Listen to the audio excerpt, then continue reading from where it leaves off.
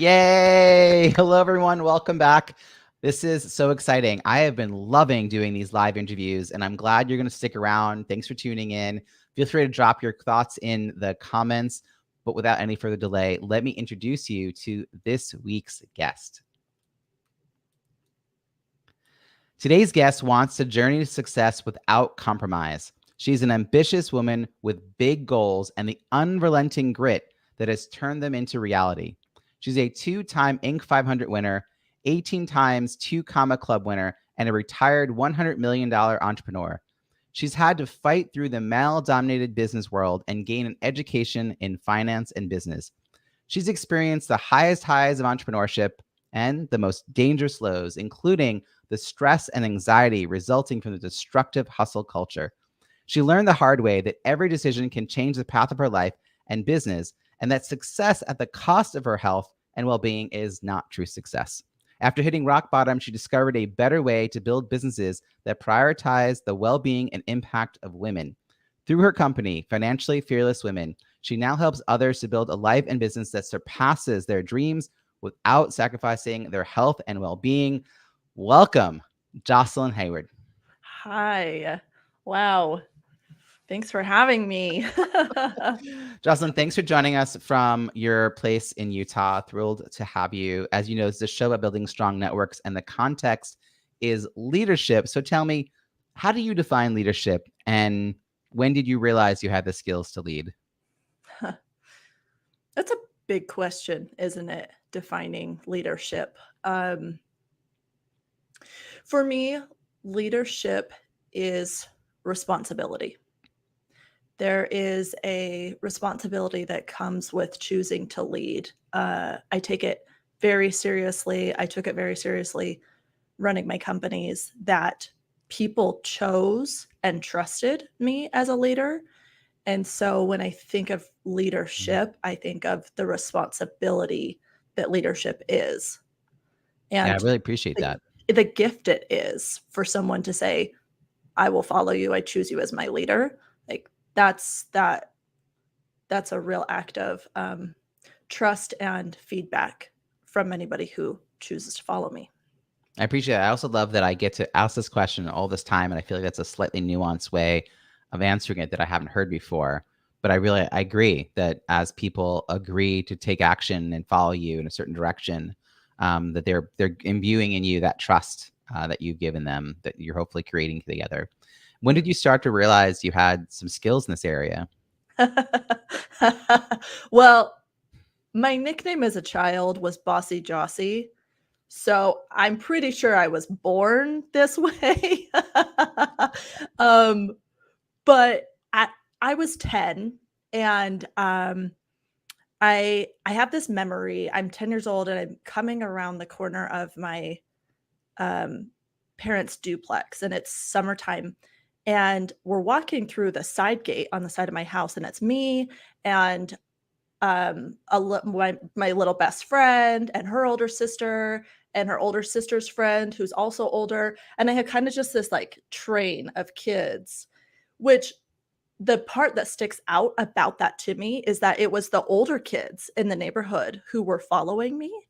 And that's the first memory I have of really being like, oh, like I'm in charge, like I'm deciding what we do. Look at these people following me. And that it's just such a vivid, like I can see all the colors so vividly in that memory. The green grass and the sunshine and and the 90s kid clothes. And it's just like, yeah, I don't recall choosing to be that way. I just always ended up in charge, even as a child. You've always been who you are. I'm picturing like the ducklings all lined up following the mama duck, and that's you in Yeah. the front, the Yeah. 10 years old you who everyone follow. Also, the term bossy is so used against little girls, but it is an indicator of some real good leadership qualities, like being outspoken, having an opinion, things that, you would want women to have. So why is it a negative when it's little girls? But, you're sort of put in your place, right? Like little boys would never have that thrown at them. Yeah. But you used it to your advantage. You had these adults, or slightly older, I should say, slightly older children. You had a plan, and they were like, all right, let's go do your plan. That's really cool that you Like, did that show up also like in the playground? Did you run for office as a kid? Did you seek out formal leadership roles, or was this more like peer-to-peer ways of showing leadership?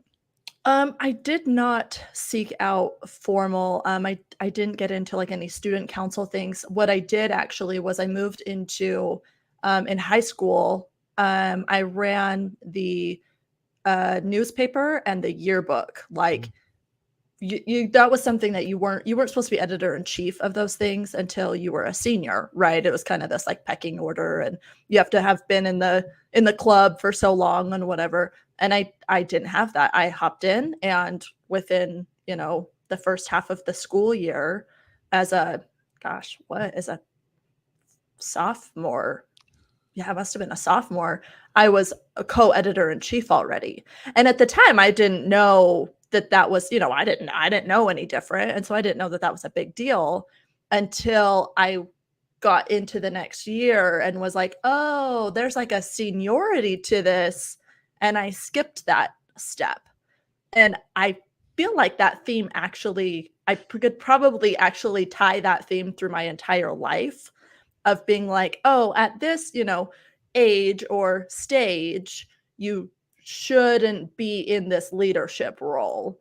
And I tended to just skip through steps. Like I was really glad when I hit my 30s because then I could tell people when they're like, "How old are you?" I could be like, "Oh, I'm in my 30s." And they'd be like, "Oh, okay." Because when I told them I was in my 20s, it was always like, "Oh my gosh, you're such a baby. I can't believe you've done so much so young." And I just was kind of getting tired of that response. A little bit like the bossy Mhm. name Yeah, name yeah. tag to it, Yeah. Now, do you feel like you at the time in high school, like when you're in high school, you didn't know the pecking order or the seniority that was like sort of set in culturally? Do you feel like that sort of naivete about the process and systems allowed you even later in life to sort of jump ahead Yeah. because you were just like, I have an idea, I'm gonna put it forward. Oh, other people like it too. Let's just do it. Like you didn't wait for your turn to get the microphone or be at the front of the table or something like that. Did that continue to support you? Yes. Yeah, it did. It was I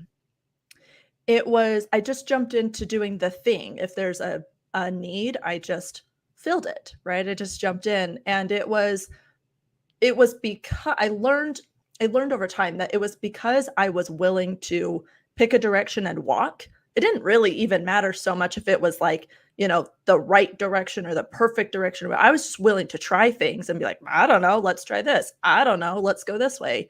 And people were like, "Oh, okay." And they were like, "I'm in," whatever it is. And that really carried through in the business. I From a leadership perspective, when you ask about, more formal, office seeking or um for me, it's always been team.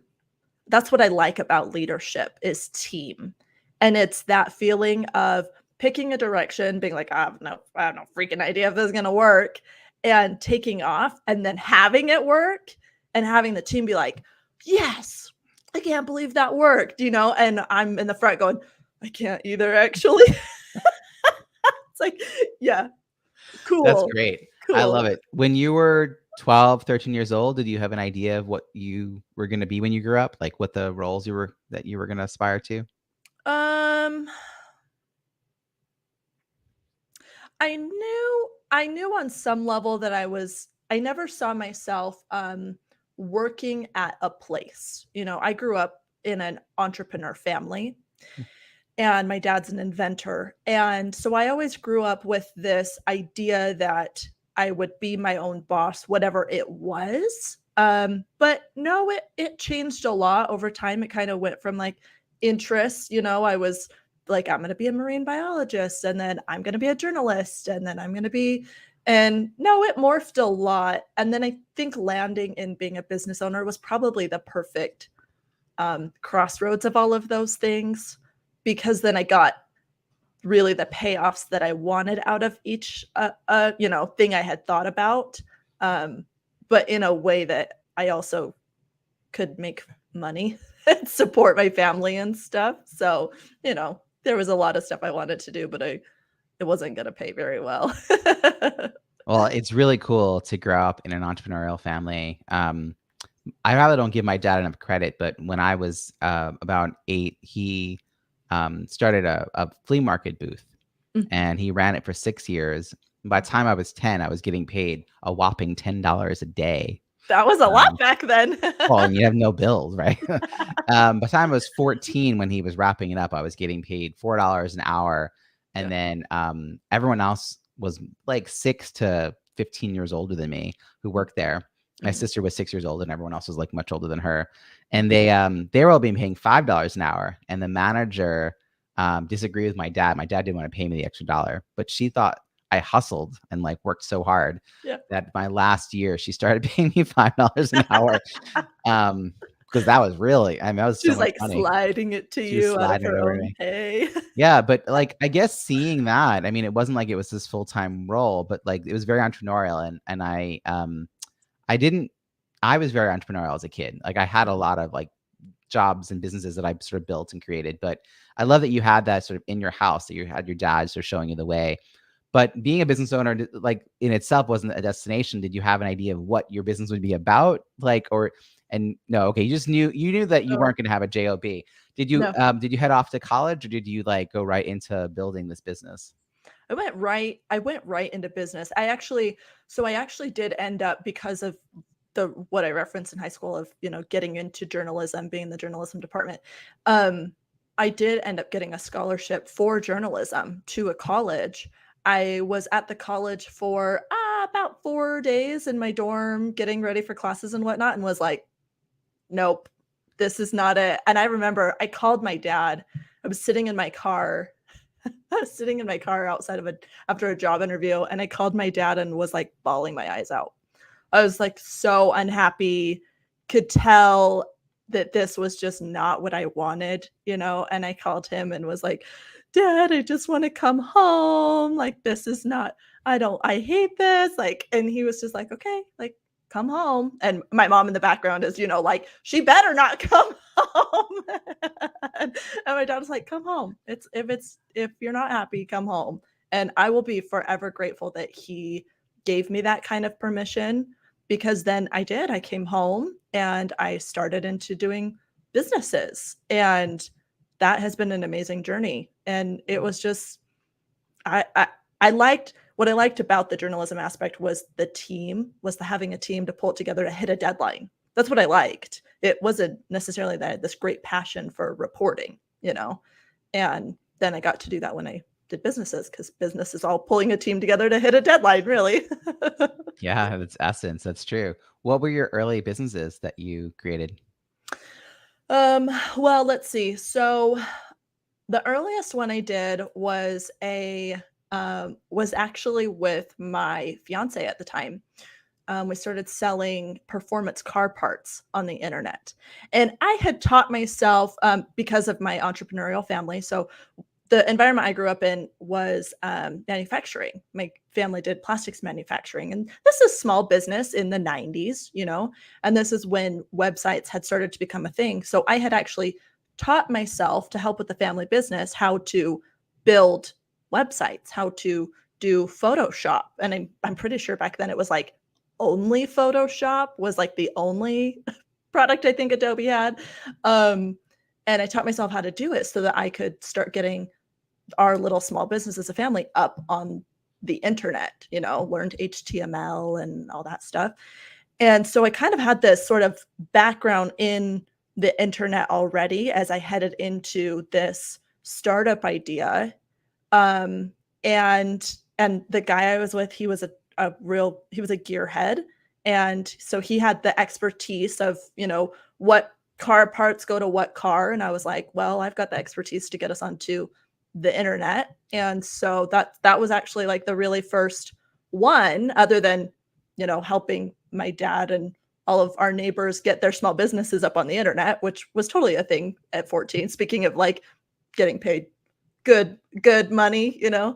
Um, and that was the first one, and it was that was my introduction to being able to sell on the internet and the power of not having to do brick and mortar. But I screwed up in that first one. because we were on the internet selling, doing really well. And then the idea was, well, if we can sell these parts to these people, maybe we can install it on their cars, which are two wildly different business models. Now that is a brick and mortar service-based model from an online retail model. And it went badly. It did not work. We tried to do too many things at once that really weren't even something that was a passion for either of us. So that company like went under, and I learned a lot. Yeah, a lot of lessons, I imagine. Mm-hmm. Yeah. What year is this? Around what time frame in the 90s? So that was actually when the first company closed. That was actually 2011, and I think there's a little bit of a contributing factor there for the status of the economy at that time, right? Because it was right after the big crash, and I think that probably caught up to us eventually, and was a main factor. But really, how long did that business run then? That seems like it. Let's see, 3 years. Yeah. But you got to learn a lot. I mean, you sort of learned. It's interesting that you didn't end up just selling, helping people get their websites up and running. I've met a few people who like fell into that as a skill set around the 90s, and then suddenly that was like the beginning of their trajectory. I mean, you did a little bit as a kid. Yeah. So that business kind of goes bust because you got over your skis essentially with what you were trying to accomplish. Yeah. Not that I ski, but that is the visual in my head. So what next? I mean, you're clearly bitten by the entrepreneurial bug. You've got the skill set to take things online. Online is becoming more and more popular by that time frame. Yeah. Yes. Where do you go next? Yeah. So at that time, what was in the online business space was eBay. Amazon wasn't a thing yet. That's hard to believe. That's and when I tell people that's like a really hard to imagine. I mean, it's not that many years back. I mean, we're only talking 12 years, but yeah, it was like nobody had heard of Amazon. That wasn't a thing. Yeah, it wasn't really a big deal. It was like eBay and Craigslist, really. Yeah, I remember that. And what happened was, I started selling decals on eBay. One of the leftover pieces from that business that had closed was one of those little machines, not the Cricut, which is what a lot of like women at home use for scrapbooking. It was like a full-blown plotter is what it's called, and it would cut vinyl. And we of course had this, speaking of getting over your skis, we had this great idea like, yeah, we're going to cut our own stickers here and put it on every car that we have come through the shop, and thought it was this big money saver. It wasn't. But what ended up happening was it was like, well, we have this equipment and we have this debt now. And I had moved back to picking up just freelance web design work again, and small business branding on the internet, because I had that skill set to fall back on. And we're like, well, let's try selling this. Let's try selling these decals on the internet. And sure enough, started listing things on eBay, just stickers, literally just stickers. Like, you remember when stick figure families were a big thing on the back of cars, and there was like the Disney family one and the like that. So that was us. That was like the trend that my business started to ride on. And what I actually learned here was the power of identifying how my consumer identified. I figured out in that if I could sell, that if a woman bought from me, 4 paw print stickers, that she would probably also buy a dog mom shirt and a dog mom hat and collars and pet products. And that was really the beginning of what became the 9-figure business later. But I took kind of a weird turn in that time frame. The sticker business was up and running, and we got onto Amazon, and we were selling decals on Amazon, and I was a top holiday Amazon seller, and got like that used to be a thing. It feels so long ago. Um, and then I got asked to come and help with another startup. And it was an international trade. It was an import export. And the kind of, the sticker business was kind of doing its thing, but it was sort of plateaued. And I was young and wasn't really sure, do I want to do this full time or do I want to go back to web stuff? Needed some cash because it was still a startup, but I still had debt.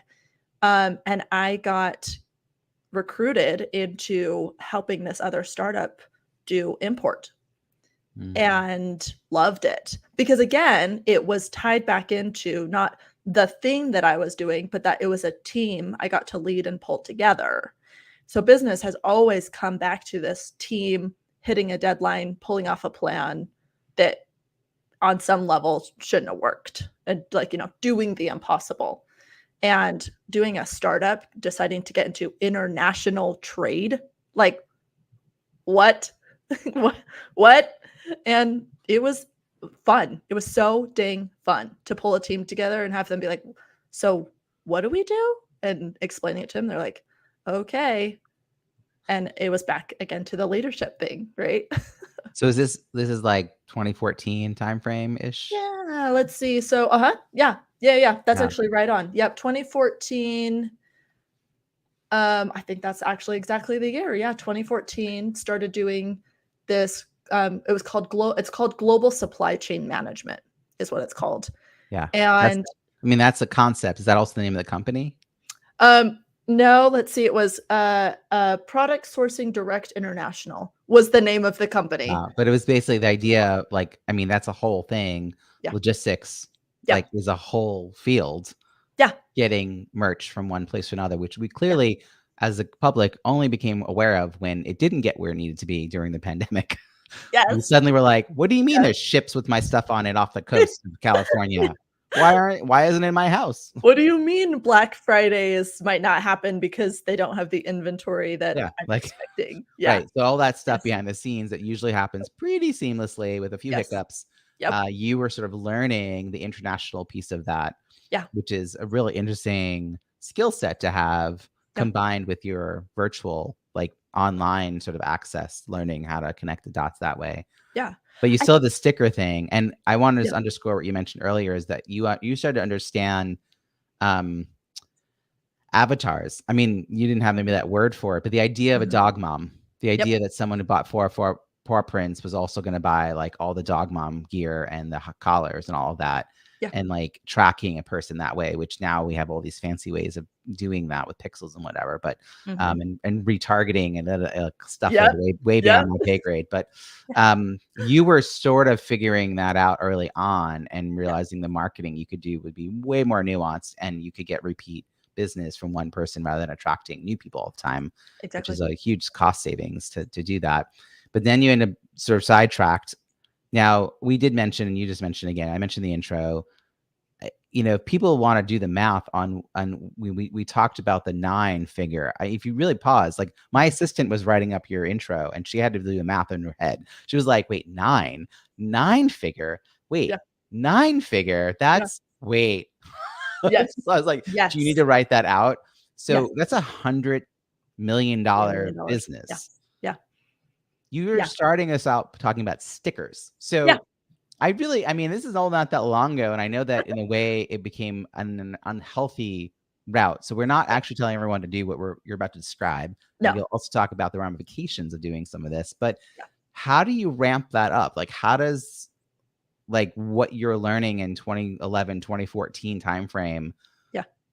And we're only in 2023 right now, and you've already had the revelation that that's not where you want to be. So this all happened in a really short amount of time relative to your lifespan. Yeah. I'm so curious. Yes. Yeah. So this is the part where we get into the unhealthy parts of letting the businesses run you instead of running the businesses, right? So I've got this side hustle going. It's running, it's selling some promo product on the internet. It's on Amazon, it's on eBay, it's doing its thing. And then I'm doing this international trade startup. And what really came through in the international trade was remember that year of the hoverboard, the Mhm. big trend year? That was us. We saw that trend coming, and I locked down the largest supplier in China of the hoverboard. That was the largest supplier that was actually, um, you know, someone I trusted to do business with, someone who had safety standards and had bank backing and all that type of stuff, because it's the hoverboards turned into this, once the government started paying attention to these bad products that were coming on to the onto the market that were, lighting on fire and stuff like that. We knew exactly what factories those products had come from, because they were factories that did not have safety standards. Mm. But as soon as that started to happen with that hoverboard trend, that was when we were like, okay, we're going to get out of this. We're going to get out of this market, because it's about to get really messy in here with government regulation. And God bless that we did. I'm so glad that we did. It really saved us, because a lot of our competitors ended up with millions of dollars in inventory of hoverboards that they couldn't do anything with. Right.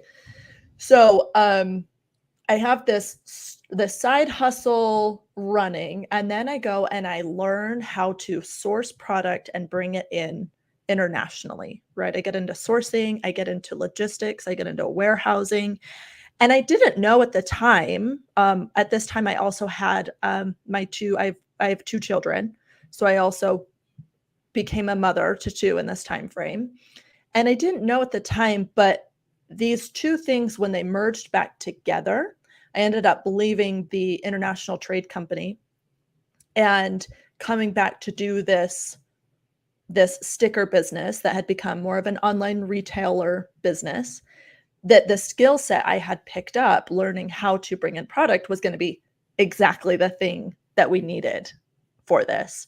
So when I came back to putting my full attention into this eBay, Amazon business, it was like, oh, well, now I know how to get more product, bigger product, at lower cost, at all of these, all these things that are required in your cost of goods, right?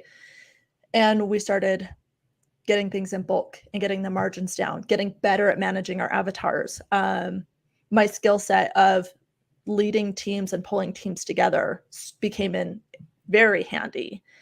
And the business started to double in revenue and double and double and double.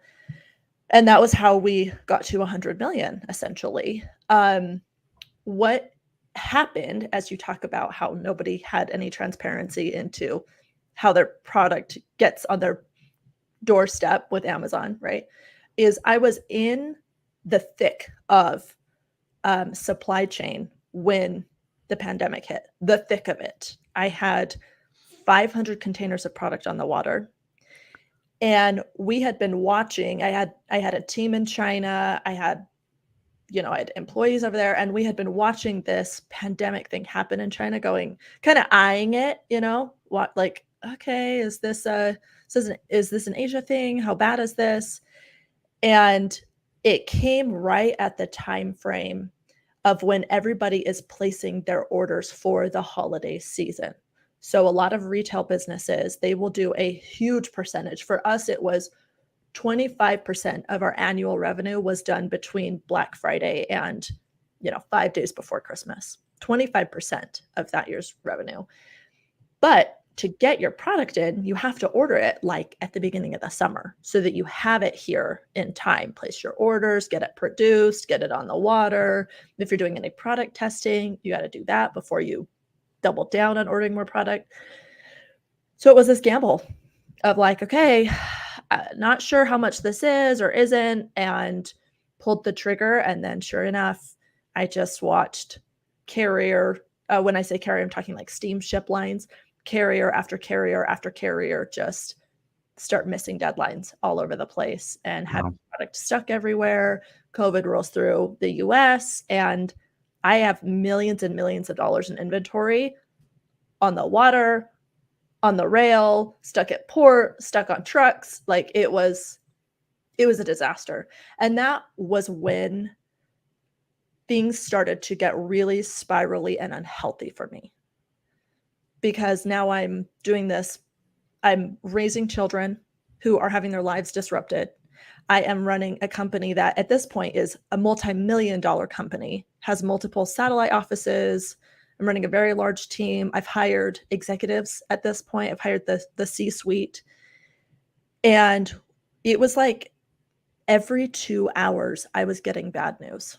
Every 2 hours. And is this in 2019 that it started to happen though? I know that for most of us, we aren't waking up to what's happening. I mean, I think in January 2020 is when I started hearing about it, but it was in 2019 that it was happening in China.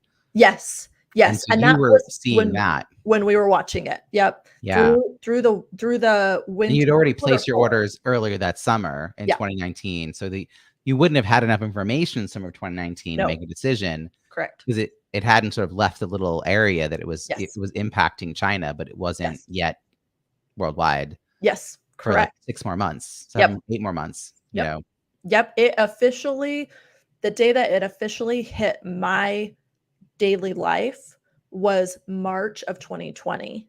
Yeah. When my kids were told that they weren't going to school. March 13th. And that was when it was like, oh. Yeah. Oh boy. Right. And from that moment on, it just spiraled and spiraled and spiraled.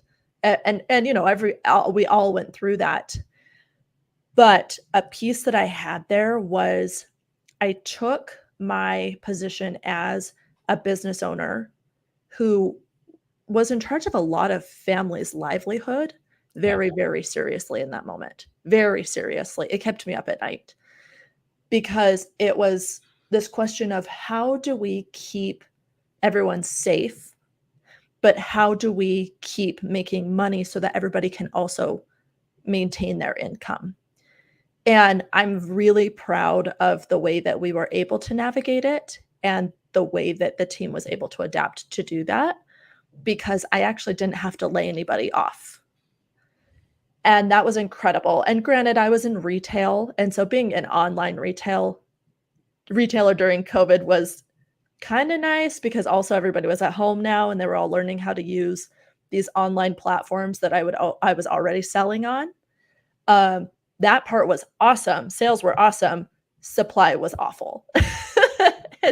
Supply, and also early on, we didn't know how to keep people safe in warehouses. Yes. Like there was tons of outbreaks in like meat warehouses, meat districts all over the country, where people were just side by side all day. And so like, even, you know, you have the supply chain issues, but then you have to there are people who have to like box and ship, and you know, there's so much that's online, but there's so much behind the scenes that's actually very much in person.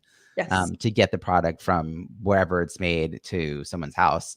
So that's a lot to navigate. What's the scale of the workforce that you had underneath you at that point?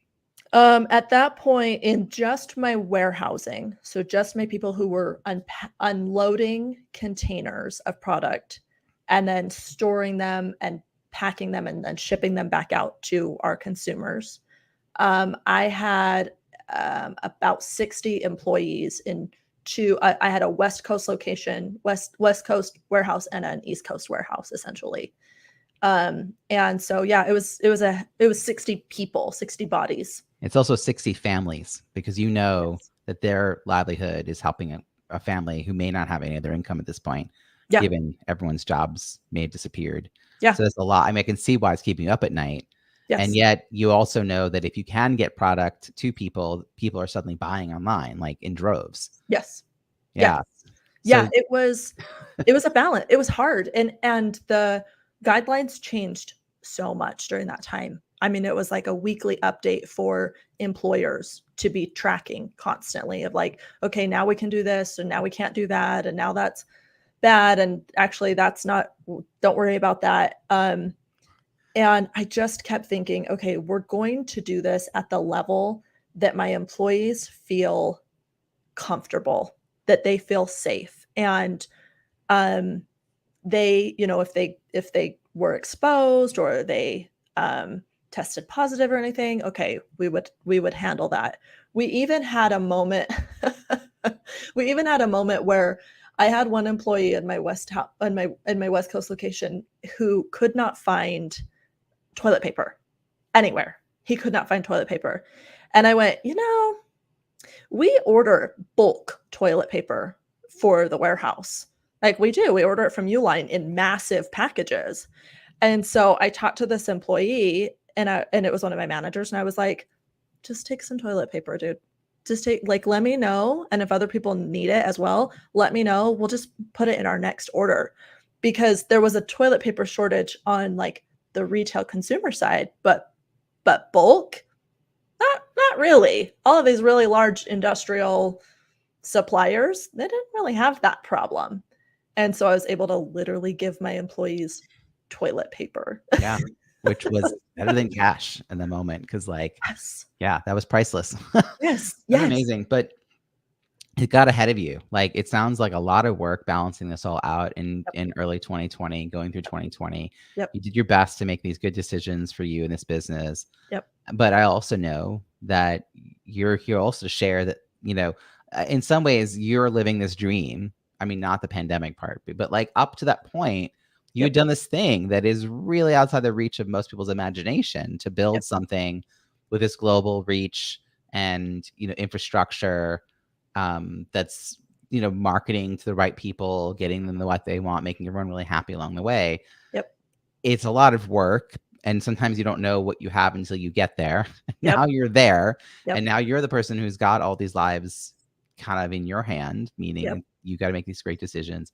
What toll is it taking on you to have all of that responsibility? Because you said leadership is responsibility. Yeah. Yeah. I started to sacrifice my health to try and keep the plates spinning. My life was doing 100 miles an hour, and I hit the wall at 100 miles an hour. I was not sleeping. I had horrible insomnia. My self-harming from childhood had reared back up. I'm a scratcher self-harmer. And I started drinking. I would make a joke that it was coffee up, wine down. So I was like pumping the coffee in the morning and then trying to like go into like an alcoholic like coma to try and get some sleep at night. And my hands were shaky. I was biting my nails. I was gaining weight. My skin and my hair were just so brittle, and it was complete and total self-abandonment, trying to keep all of this up and running and falling on the sword essentially over and over and over. And I had up to that point been a advocate of the toxic hustle culture messaging of nobody cares, work harder.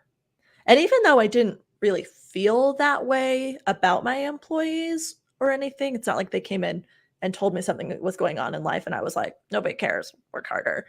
But for myself, I basically felt that way. It was like, yeah, everything is burning down. And yes, you haven't actually slept in months, but like, whatever, we have to survive. And I hit the wall.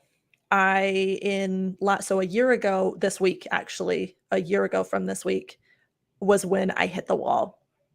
I separated from my husband, and I also had to walk away from the business at that time. I had already planned on retiring. And so I had been training up my replacement for the company and stuff like that because I was burned out, and I knew I was burned out. Like, I was in supply chain during COVID and had survived it. I know that the company was kind of getting onto the other side of it. I was like, okay, I got to get out of here. I feel like I haven't seen my kids in 2 years. And then it all just kind of collapsed at once. My health gave out. I went into a complete psychotic break. I mean, hallucinations, quite literally 4 days of no sleeping, paranoia. I had to start sleeping like with a nightlight because I couldn't be in the dark. It just, bam, all at once. And I hit a point. It was 5 a.m. Sunday morning. And I was like, I need help. This is bad. I need help. I have 2 kids that I'm here with, and I kept having panic attacks and leaving my body. The anxiety was so severe that I would leave my body. And I'm like, I can't do this. I can't be leaving my body and be physically here with my children, but not mentally here. That's really unsafe. And that was my moment of being like, okay, okay, like we start over. Like I got to let all of it go and I got to start over and I got to rebuild now, rebuild myself now because I had given my entire self up during all of this. Yeah, those 2 years took a toll on you that you can't even sort of properly calculate because the ramifications are still unfolding. Yeah. But it sounds like you had all this evidence that it wasn't working well, even though you were trying so hard to hold it together. Yeah. But 2 years into the pandemic, you got through the worst of the issues that were happening in your business. Yep. But it was time for you to focus on you and your family and like build from yourself up. Now, I'm hoping that at this point in the story, the millions of dollars that were flowing through the business, some of them ended up in your bank account so that you're not like starting at zero in Yep. debt, which is where you were earlier in the story when the Yep. business like got ahead of you. Yep.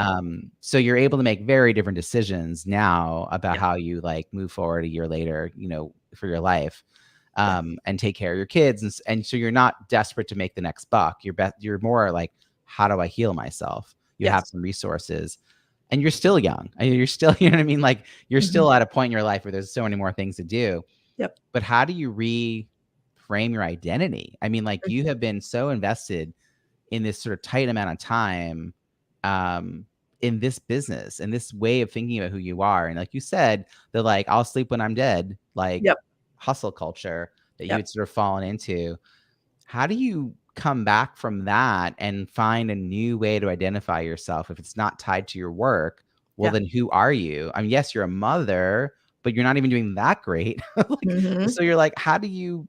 This is actually a thing that a lot of men find Yeah. if they're like laid off in their 50s, they're at high suicide risk because they Yep. don't have an identity outside of this. So, how do you shift your own sense of self? I guess. Yeah. The first thing for me was getting real about how unhealthy I was. Really, really listening to my body and paying attention to what was going on because in the moment that I had been just surviving every day, what had also happened was my body had quit craving alcohol.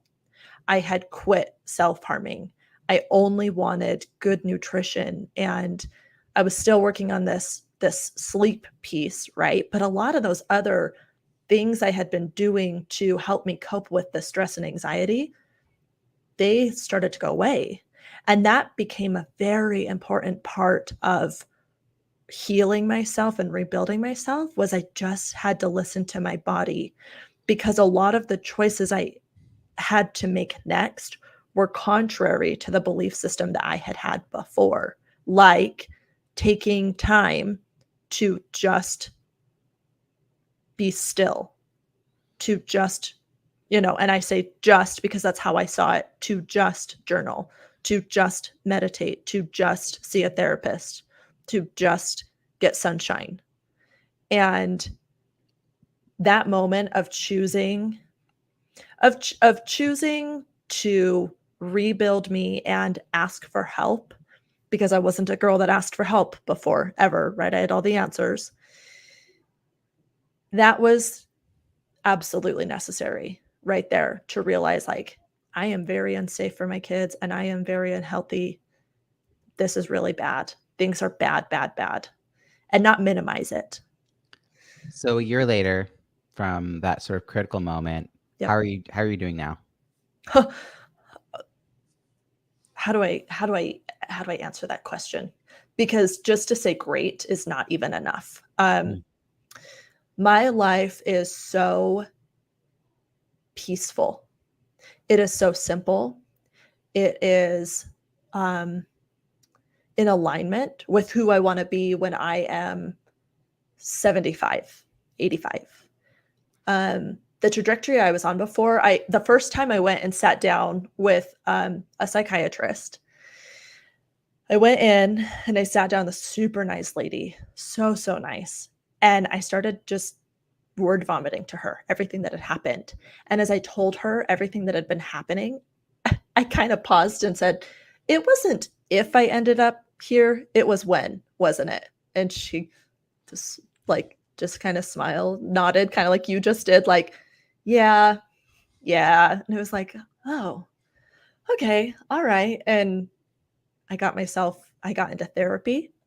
At one point, I was seeing a psychologist and a psychiatrist, and then like a family therapist because I had my kids that I was trying to work through this with as well. And because I had made the money that you talked about that did make it into my bank account, did make it into passive income, I had the ability to take time off and pay for these services. And that's not something a lot of people get to do when their life burns down because it burns down in a way that they are living paycheck to paycheck, day to day. So I did invest my money, which ended up helping me invest in myself. But yeah, Yeah. it was a long journey of stillness. The last year has been a lot of stillness and a lot of um, listening to my body and not letting the anxiety take back over. That phrase you just said, long journey of stillness, is such an interesting phrase. Like the visual that I had for it of I mean, that because it is so much work. It is work to do what you just described. And that also where you said just in front of everything, Yep. right? That idea that you have to be like on, 6 phone calls while writing your book, while Yep. like bathing your kids. Like Yep. you have to like be doing all the things at once, all the plates in action. And Yep. the idea of just doing one thing is like a just Yep. experience. But it feels like it was how you built your way back up.